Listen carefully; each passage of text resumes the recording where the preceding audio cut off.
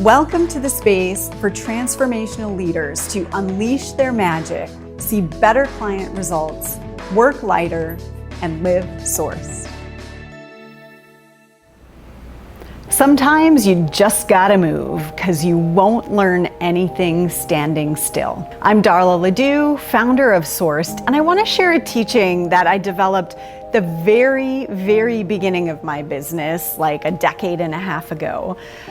And I would talk about being at the edge of a park, and your sole purpose is like a fountain in the center of the park. But there's trees and paths and people and all the things, and you can't see, you don't have a direct line of sight to the fountain. But you can hear it, right? And you know that it's there. You know your purpose is out there somewhere, but you can't get a good view. Well, you're not going to learn a damn thing about being more aligned with your purpose by standing still. You've got to make a move. You've got to move one direction or another to see if you can get a better view of what you know is already there about who you're meant to be. So I used to teach this with a whole drawing and the whole thing, and I'm present to that today in this video. Sometimes you just gotta move. Last week, I had Ashlie here.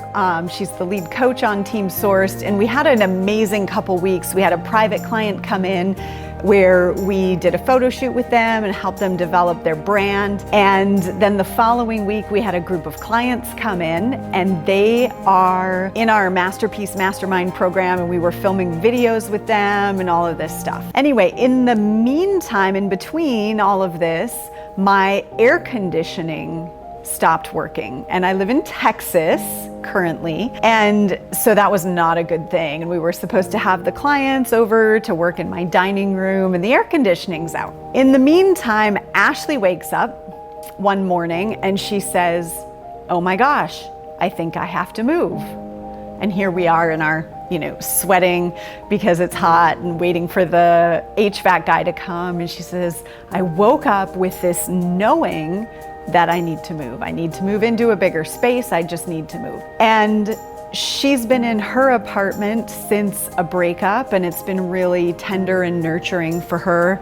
I've been in my house through the pandemic and a divorce and all of the reconstructing my life after divorce. So my house is really tender for me. And yet my air conditioning broke at an inopportune time, which could be just coincidence, right?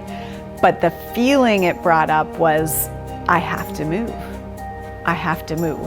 So we got present to this feeling. We both shed some tears over our love for our spaces and who we've become in the space, and the knowing that it's time to move. Now, I don't know what that means and looks like. I have some ideas. I talk about that in a different video. But when you know it's time to move, it's time to move. It's like standing on the, outside of the park, and your purpose is in the center, and you know it's there somewhere, and you don't really know a lot about it, but you know damn well that it's not where you're at, and so you've got to do something. And I know for me, for decades, I had to know first exactly how it was going to go before I made a move.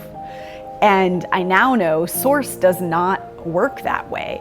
When you know that you're called to something different, even if you're not sure exactly what it is, you've got to move to find out. We help people develop their businesses as a masterpiece and themselves as the product of their masterpiece. And in order to do that, to know how to package and offer and deliver the thing that's most aligned to your soul, you have to make a move and find out how it feels, and find out the results, and find out if the energy supports the thing.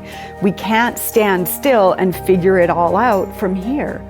I have tried. I have spent many a weekend at home alone with a flip chart trying to figure it out. And now I'm a 2-time author. And how did I get there?